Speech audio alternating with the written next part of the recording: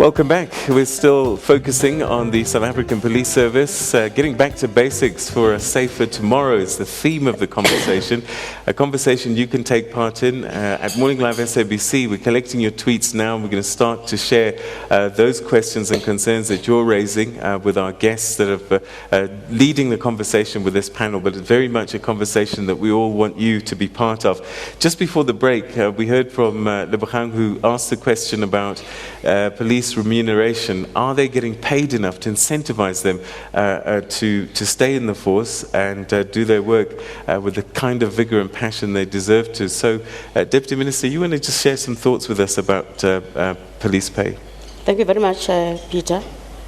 You will remember that a month ago, the Minister made a presentation to both Cabinet and the Portfolio Committee in responding to Phahlane Commission's recommendations. One of the areas that we focus on is the issue of the wellness of the police, including the salaries. The Minister indicated that he is to establish a transformation committee which is going to be chaired by the Deputy Minister of Police, where then we'll have to pull in experts to benchmark even from our BRICS countries, so that we do the right thing for the police. We give them the salary that fits the work that they are doing. We can't treat police as if they are teachers or any other profession. Policing is something very different from any other profession. Therefore, I don't think that is correct for them to be treated the way we are treating them when it comes to issues of their salary, especially at a very low ranking, your constable. You talk about your constable, you talk about your sergeant, you talk about your warrant officers.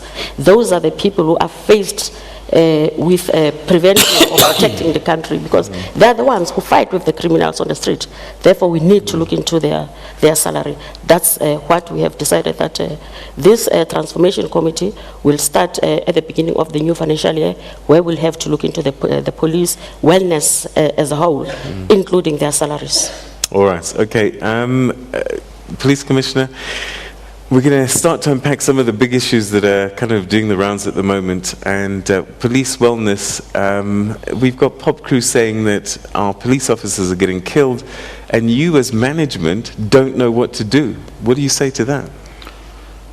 Morale of our police people is very critical towards our success in fighting crime. We don't need to use a loud hailer when it comes to issues of that nature. As a collective, we need to introspect and look at the areas where we have got challenges and say, how do we respond to this? It cannot be that if we are not in the public space on police killings, it necessarily equates to us not doing anything.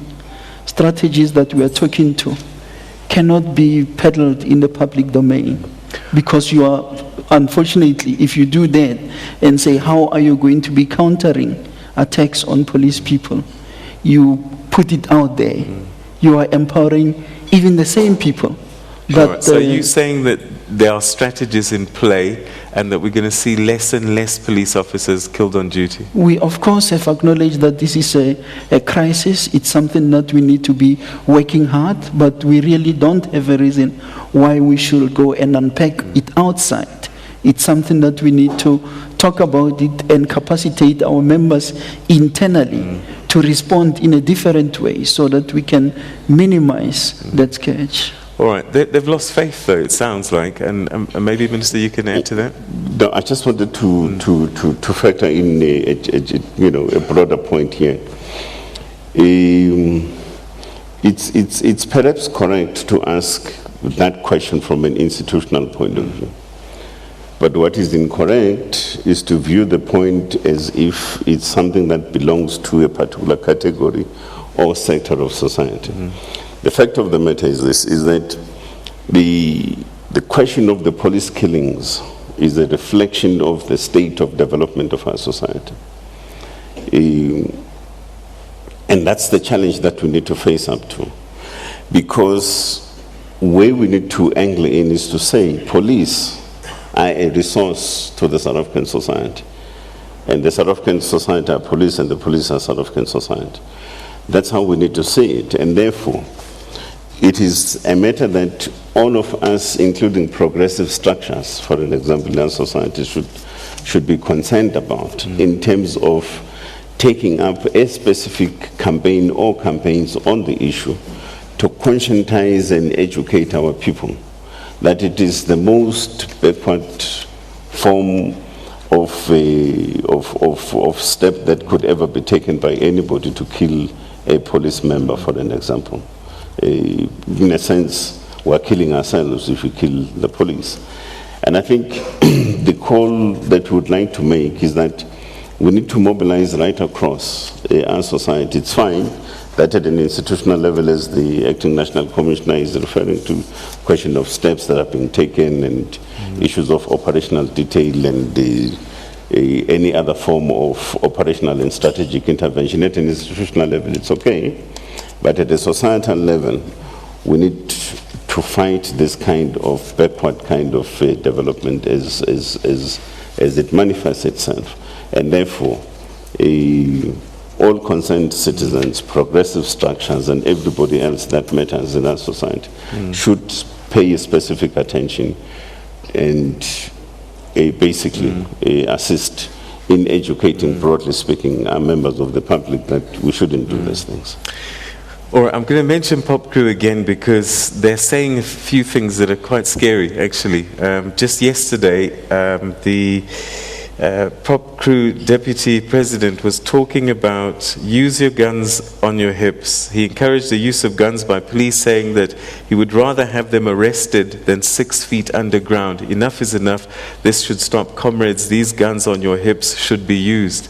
That kind of language is not useful, Commissioner, because as the public, we're quite scared then if we've got a nervous police force that's being encouraged by its own members to shoot straight away almost. As management, we will always encourage responsible behavior. The use of firearms can never be outside the perimeters of the law. There is provision for the proportional use of force. And if the extreme requires the use of a firearm, that can never be interpreted to be closer to what is referred to as brutality. There must be an element of us exercising restraint, assessing the situation that we are confronted with, and responding accordingly. Of course, if you are in an operation, and here are members that are being attacked by AK-47 or R5 wielding, people, you are never going to put your hands up and say, sorry, we will do it tomorrow.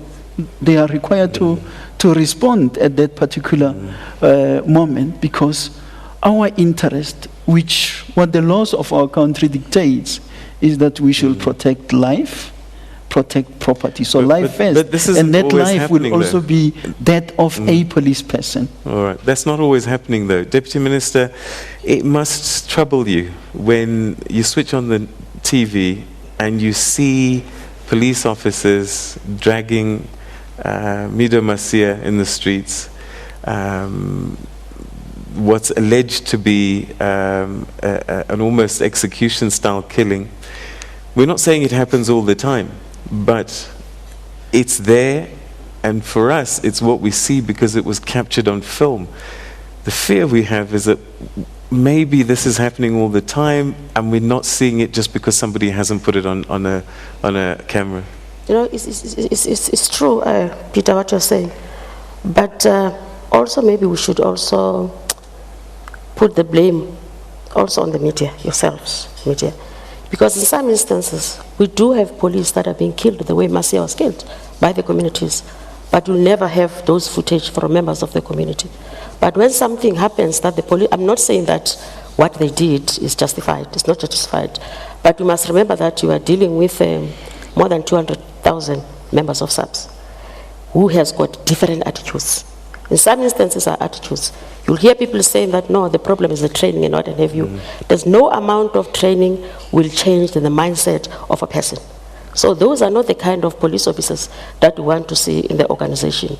The problem that we are faced with is an issue of attitude. Hence, we've taken a decision to come up with a new recruitment strategy. For instance, you know, previously they used to be trained for 6 months. Then from there you are a full-fledged police officer. But now we have standard to 24 months, which is 2 years, in order for us to deal with the person, herself or himself, before we can deal with the person that we are creating to be a police officer. The conduct of a person, what kind of a person we are dealing with, everything is done then at that level of a training, so that we should then eliminate the kind of police officers that we have in our pool. Unfortunately, some of them has been there in the system, and I think it's very important that we as management now and then we do have talks like this one, refresh their minds, you understand, so that we can change their mindset. But the problem here is attitude and mindset. The Commissioner earlier on, Minister, said that there's no crisis at the management level, and you know, let's talk about leadership, because without good leadership and proper leadership, the whole system will collapse, won't it? So it's a shock to me when I realized that the last time we had a police commissioner honorably discharged was in 1999. That far back. That's not a good sign, is it? If Ria Peja loses her job, that legacy continues.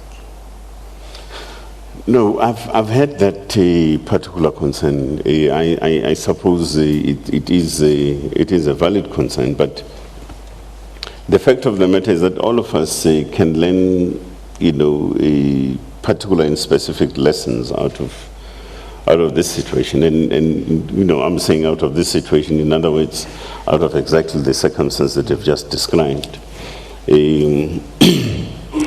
I suppose there are lessons that we need to take stock of and look at ways and means of how to ensure that going forward, indeed at that level of, you know, management, we need to have good stability, as you put it. And I think, you know, the fact of the matter is that each particular case differs from the other. You know, where I differ largely with many people is to paint everybody with one brush, as if all of them, when they left, the circumstances were the same and the factors were the same and so forth. The fact of the matter is that they differed from one particular case to another. Yes, they differed, but they were dishonorably discharged, and this is not what we expect from someone who's fighting crime and leading a police service. Maybe you can say that, but I think we are also losing another broader point here. When we fought for liberation, for an example, one point of emphasis that we said was that we were fighting for freedom, but that freedom must then translate into a democratic system, inclusive of a governance system which is underpinned by transparency and accountability. Now, and therefore at play is a democratic system and a governance system that then holds all of us to account. And there can't be anything wrong with transparency and accountability, for an example. So if I do something wrong, or allegedly wrong and so forth, I must be taken to task for such and so forth. And that's what the governance system and the democratic system is about. All right. We will revisit this, because maybe the question is, are we picking the right people in the right way? Does the system of picking a police commissioner need to change? We'll explore that.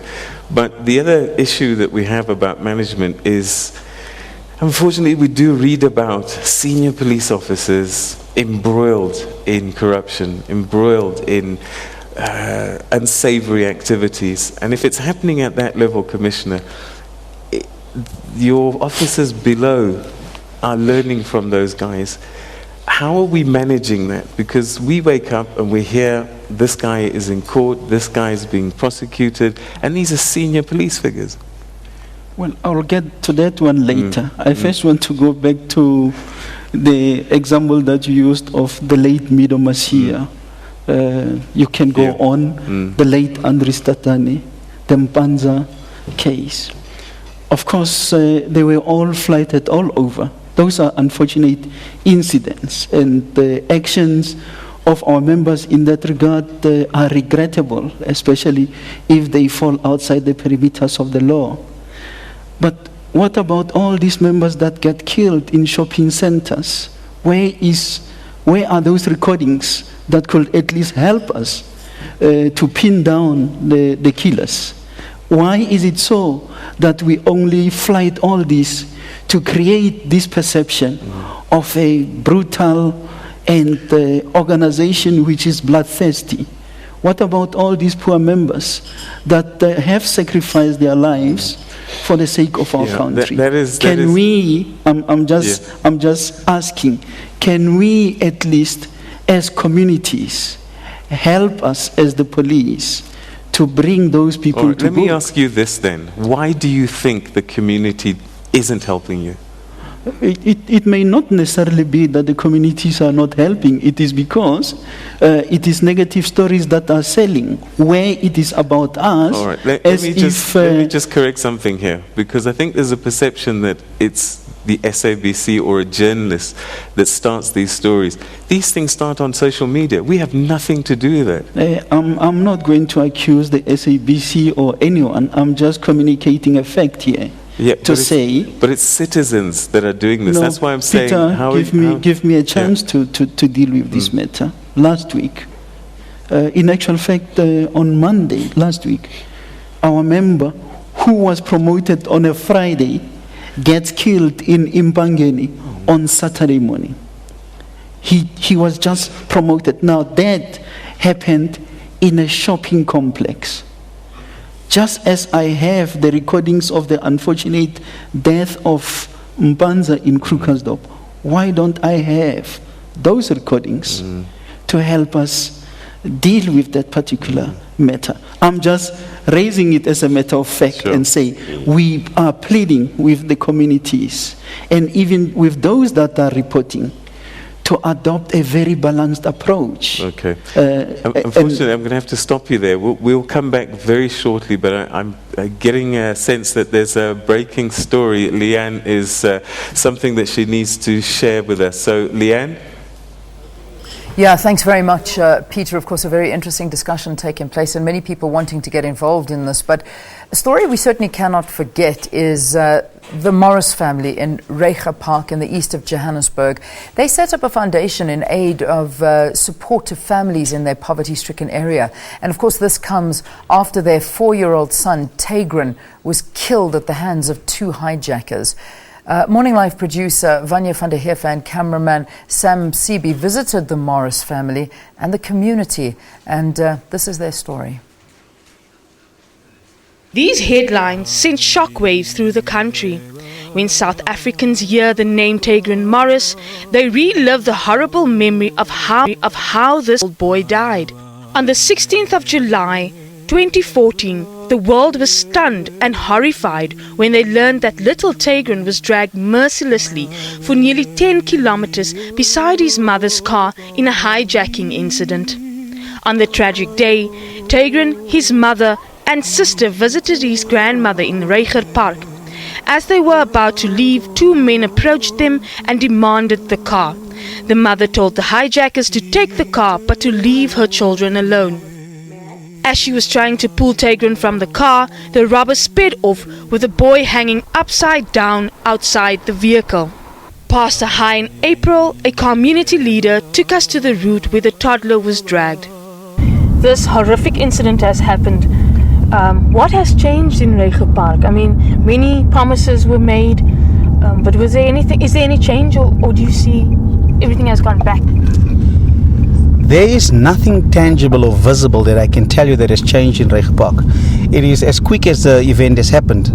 almost the same, with the same speed, everything is back to normal and everyone is back to their old ways. Reiger Park was in the news for many months after the tragedy, but soon it became just a memory. The sad part is there's many promises that's been made, and those making the promises is good to make the promises when it's here, but those that has to follow up and implement is not bringing their part in implementing those promises that is made to our community. The community is still waiting for answers about the boy's death. Now you must remember that Takerin was not only Chantel's child. Takerin was the child of the community. It is our child. And I think for all of us, in the absence of that communication and in the absence of having word, in the absence of closure, it is making us somewhat angry, and it's making us somewhat disappointed. The fatal hijacking that happened in July 2014, which claimed the life of little Takerin Morris, happened right here in the driveway of his grandmother's house. Now, 16 months later, the family have decided to turn their heartache into something good by establishing the Takerin's Wings Foundation. The foundation will help the less fortunate in the community and will serve as therapy for the Morris family. I personally was passionate about giving back to my community. I've been involved in some projects in the community that nobody knew about, and it was always my dream and my passion to have a place whereby I could bring the youth and the elderly people of Reiger Park together. We tend to forget about the elderly people, so the vision with this foundation is to have the elderly people make them feel useful. The family believes that education is the only tool that will turn around the morale of the community. We want to focus on education, starting with primary schools, and then whereby if you give a child a challenge, children love challenges. So if I can be in a position as a child to support my own education, whereby I work hard every day, I study, and the end result will be that I'll win a bursary, or I'll win, my stationery will be supplied for the whole year. Many youngsters in Reiger Park have become complacent with their circumstances and have given up on their dreams. Chantal believes they need guidance and a push in the right direction. If I can't go to varsity, then I'm nothing, or I don't have money, so I can't do this. We need to get rid of that mentality, that attitude. According to the family, they have had little communication from the police with regards to the case. Lieutenant Colonel Lungelo Dlamini says no progress has been made in the investigation. It doesn't feel good, especially when you see all the cases there, people being arrested, within a couple of months, within weeks now and days. When people get arrested and when we look at like in our case, no arrest. So it makes you angry now and then when you think about it. It makes you upset, but what can you do? Despite the daily pain, Chantal refuses to become bitter. Should they catch the guys tomorrow, or 10 days from, or 10 years from now, it's not going to make a difference. It's not going to bring my son back. But the hurt is there, and it's a void that no one and nothing can fill. This is the final resting place of little Takerin. His spirit lives on in the foundation his family has established in order to aid those less privileged in the Reiger Park community. This is Vanya van der Juffer for Morning Live in Boksburg. Thank you very much indeed there for that touching story, I think, that reminds us about the often violent nature of crime in South Africa and what the police actually have to face in trying to make us feel safer. So I'll just come back to you, Commissioner. Some of the comments that were made on that particular clip were cases that just seem to drag on, no feedback. They were talking about no follow-ups, and that promises were made in Reiger Park in particular, but you kind of just disappeared on them. Yeah, Peter, policing is a thankless job. But we do it because we love our country. We have a commitment to police the society. Reiger Park will not be just in isolation from the rest of the country. In October, you had a family in KwaZulu-Natal killed 8 people at once. Within 8 days, those people were sentenced, 7 life sentences each. And that is because of the resolve to say, when things went wrong, let's mobilize all our resources to make sure we deal with the particular situation. Again, the participation of the communities becomes very critical. Now, when you talk about the Reiger Park incident situation, you will have observed that it is not only a policing issue. There is talk of education. Now, I know that, for example, fees must fall. It becomes our problem, while actually it is at university level, Department of Higher Education and so on. But on whose lap does it land? The police. We will do our best when it comes to investigating incidents like the unfortunate one referred to in Reiger Park. We have committed ourselves to assess our current situation. That's why the minister earlier spoke about the docket analysis that we have done. What we did was simply to say, let's analyze this docket and look at the age. Over what period do they spend?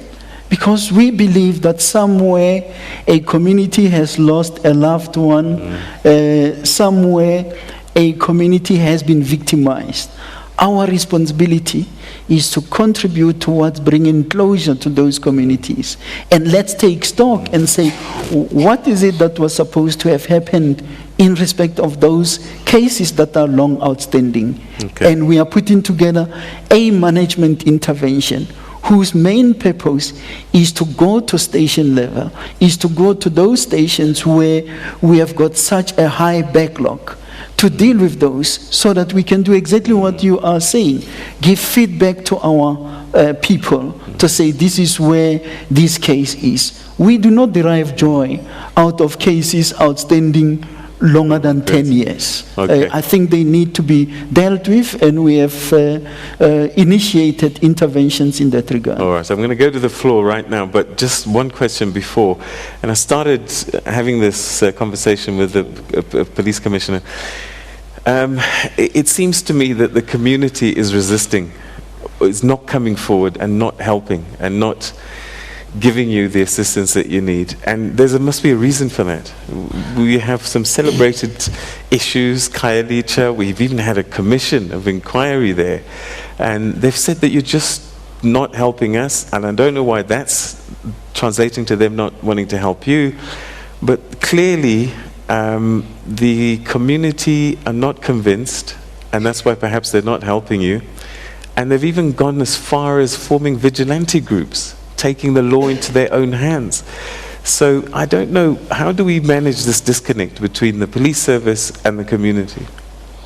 No, for starters, I don't think it's correct that the communities don't want to help. In fact, post-1994, we have had ongoing and improving levels of relations between the police service and members of our communities in respective sort of parts of the country. Now, but the fact is that like any other relationship, you have got to work for it. You have got to work on it, to enhance it, for instance, amongst other things. So when we say that communities must also step in and assist, and the work of the police and so on, we're not saying so because members of the community are not doing it. It's at a particular level, but it has got to be intensified. That's the fact of them. For instance, when you refer to the Khayelitsha situation, if you go down there now, you will find that there is even a project team between the police, members of the police service, and community members, for instance, working on the day-to-day kind of issues affecting issues of policing in Khayelitsha and so on. And that's the kind of partnership. But, for instance, if you take the case, Rekhapan. The community rose up against that atrocity committed against the innocent child. And therefore the question that we need to ask, what happened to that spirit of reaction? Because it needed to have been captured, not by the police, but by the community sort of leadership itself, to try and galvanize it towards a particular point that says there are issues in our community that we must address. And amongst those are issues of safety and security and issues of policing, for an example. Now, I think naturally that's what I would have expected, but I wouldn't have expected, for instance, to then say, yes, we rose up as a reaction against the killing of an innocent child, for an example, as a community. And therefore we need the police service to come in to organize us. You know, you need a community and societal organization as a cornerstone, for an example, of ensuring that there is better structured interaction between communities and the police. All right, so let's go to our floor and then we'll start picking up on Twitter as well. And Lulu Mzili is on table number 5. Okay.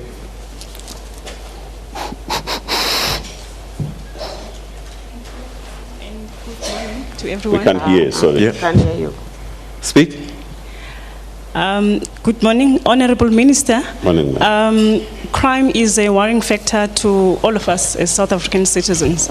You've actually mentioned in your opening as well the safety for the South African citizens.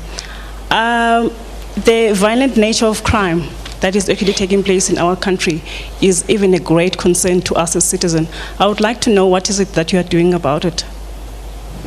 Okay, so yeah. And that's a critical point. If you go back, we have been raising this issue, for an example. I need to see you, the cameraman is here. Sorry. We have been raising this issue for quite some time consistently ourselves, to then say, look, there is this engagement at a societal level that we must have about the culture of violence, you know. And it's so prevalent, even in pursuance of noble objectives, for an example, it's accompanied by violence. I mean, you know, Mr. Ndoro here will be deciding to go on strike against the SABC, which is a legal right, a right that he has in the Constitution also, amongst other things.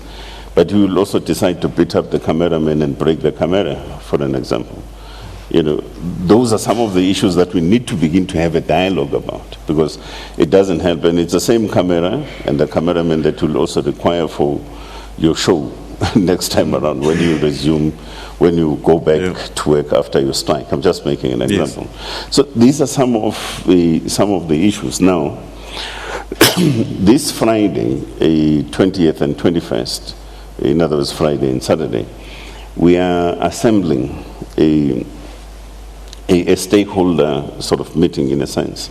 It's a conference that has got to dialogue around the issues of violence in our society. And we expect that there's going to be quite an interesting sort of discussion and debate amongst critical sort of role players in the conference in question, to look at what are these particular patterns and what kind of interventions we must actually begin to look at, not only just narrowly from a policing point of view, because it's a broader societal problem. It's very worrying. Somebody snatches a cell phone, Yaga Pep stores, for instance, worth about 200 rands, but decides not to be satisfied with that. The fact that he has already snatched it away from you, but he must also kill you.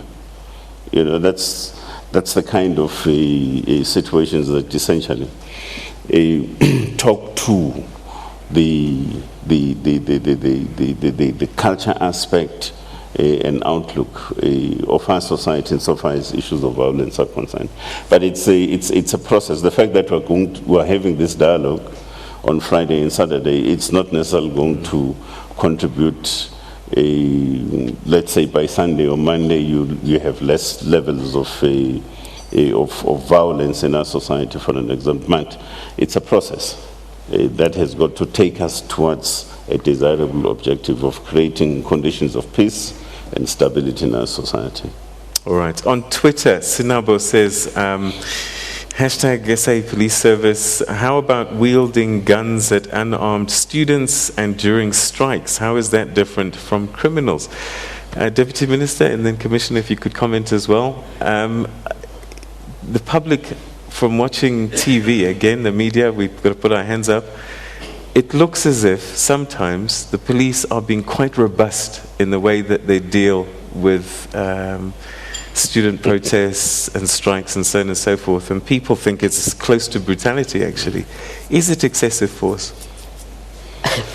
Peter, in trying to get police trained on how to control crowd, you must remember that we have recruited more than 4,700 men and women in blue as public order policing, which currently, as we speak, we have received a certain amount of funds from National Treasury in order for us to be able then to equip them.